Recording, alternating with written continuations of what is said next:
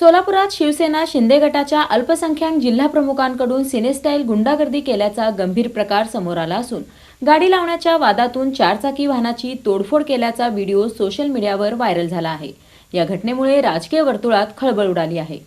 सोलापुरात शिवसेना शिंदे गटाच्या अल्पसंख्याक जिल्हाप्रमुखांकडून सिनेस्टाईल गुंडागर्दी केल्याचा आरोप होत असून या घटनेचा व्हिडिओ सोशल मीडियावर व्हायरल झाला आहे। बेगमपेठ परिसरात गाडी लावण्याच्या वादातून थेट चारचाकी गाडीची तोडफोड करण्यात आल्याची घटना घडली आहे। बेगमपेठ येथे शिवसेना शिंदे गटाचे अल्पसंख्याक जिल्हाप्रमुख मुस्ताक शेख यांचे संपर्क कार्यालय आहे। या कार्यालयाच्या पाठीमागे अफसर शेख हे आपल्या कुटुंबासह राहतात। अफसर शेख यांनी आपली चारचाकी गाडी मुस्ताक शेख यांच्या संपर्क कार्यालयाच्या बाजूला उभी केली होती। याच कारणावरून दोघांमध्ये वाद झाला आणि या वादातून मुस्ताक शेख यांनी थेट अफसर शेख यांच्या गाडीची तोडफोड केल्याचा आरोप करण्यात आला आहे। या घटनेदरम्यान महिलांना शिवीगाळ करण्यात आल्याचा आरोपही करण्यात आला असून मुस्ताक शेख यांच्यावर विनयभंगाचा गुन्हा दाखल करावा तसेच गाडीची तोडफोड केल्याबद्दल नुकसान भरपाई देण्यात यावी अशी मागणी बेगमपेठ परिसरातील रहिवाशांनी केली आहे। 40 वर्षापासून इथंच राहतो आणि ते समोरचा अतिक्रमण है ते उसने ना बच्चा गाड़ी काट रहा था हमारी, तो उसने अंदर से ऑफिस में आके गाली गलौज किया।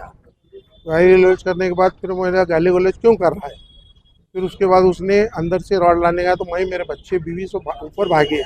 ऊपर भागने के बाद उसने रॉड ला के पूरी गाड़ी बुकना किया और पत्थरबाजी किया और औरतों को गाली गलौज किया, रॉड उठाया। तो ये 2 साल से उसका पूरे गली को तकलीफ है, 3 साल से गली को पूरी तकलीफ है। मुस्ताक शेख शिवसेना का है और हमारे शिंदे साहब से गुजारिश है उप मुख्यमंत्री के ऐसे आदमी को आप नहीं रखना चाहिए कि पार्टी की छवि खराब होती है। आमची ही रहिवाशी आहे, जाण्याचा रस्ता आहे। या रस्त्यामध्ये आमच्या घराच्या खाली आम्ही लावलेली कार त्यांनी दर दुपारी येऊन सर्वांसमोर धडधडीत येऊन त्यांनी कार आमची फोडलेली आहे। आज काल त्यांनी कार फोडली, आज त्यांनी आमच्यावर पण काय पण हल्ला करणार आहे। आम्ही या महिला तर इथं सुरक्षित नाही आहेत। गल्लीचा येण्या जाण्याचा रस्ता असल्यामुळे सगळे स्त्रिया मुलं लेकरं सगळेजण इथूनच जातात कॉलेजला शाळेला, त्या मुली पण आता सुरक्षित नाही आहेत। माझे तुम्हाला फक्त एवढंच निवेदन आहे, एवढंच अर्ज करायचं आहे की आम्हाला याच्यापासून खतरा आहे। आज त्याने गाडी फोडली, उद्या तिने आम्हाला काय पण करणार। तर आमची एवढीच विनंती आहे तुम्हाला की या खोका जो आहे तो इथून निघाला पाहिजे आणि त्याचं कुठलं पण ऑफिस होते कुठलं पण ठेवू दे त्यांनी, आम्हाला त्याच्याबद्दल काही नाही आहे। पण आमचं जर नुकसान झालंय ते नुकसानचं पण भरपाई मला पाहिजे। माझी जी 25 लाखाची क्रिएटा गाडी आहे त्यांनी फोडली आहे ते आम्हाला भरपाई मला त्याची पाहिजे। आणि आमच्या महिलांना जे त्रास होता त्यांच्यामुळे जे कार्यकर्त्यांना घेऊन तुम्ही बसता इथं वाईट नजर ते घालतात मुलींवर आणि बायकावर उगा कमेंट करत बसतात, तिथं काही पण काम नाही येत बस। महिलांना कितपत योग्य आहे की असले तुच्छ भाषेत शिवीगाळी करणं व त्यांच्या गाडीचं नुकसान करणं। जे रोडमध्ये PSI म्हणतात की रमजान आहे, रमजान फक्त एकालाच नाहीये, ते समजून घ्यायला पाहिजे होतं त्यांनी की गुन्हा दाखल करायला पाहिजे होतं। मी जेरोडच्या अधिकारी साहेबांना सगळ्यांना विनंती करते आपल्या माध्यमातून जे काही आहे कायदेशीर कारवाई व्हायला पाहिजे, त्यांच्यावर विनयभंग गुन्हा व्हायला पाहिजे।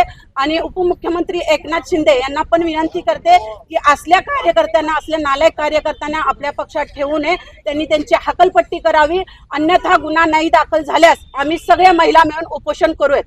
ही जी आमची खरादी गल्ली हे सगळे आम्ही बहीण भावासारखं घरच्यासारखं एका ताटात खाऊन राहिलेले। हा माणूस इथं राहायला नव्हतं। आज आमची पिढ्यानपिढी आमच्या 7 पिढ्या ह्या गल्लीत गेलेत, खरादी लोकांच्या, आमच्या माळी लोकांच्या। पण इथं त्यांनी इथं राहायला नव्हता।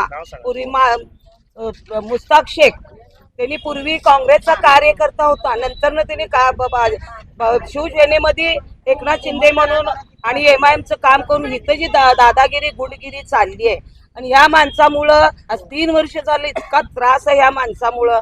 आज आम्ही इथले स्थायिक लोक राहून ना हिंदू ना मुसलमान आम्ही कुठल्या जागेमध्ये हात घातलो नाही। मी गुण्यागोविंदानं राहतो इथं, जर मुस्लिम हिंदू करण्याचा जर प्रयत्न चालू असेल तर तो आम्ही हाणून पाडू।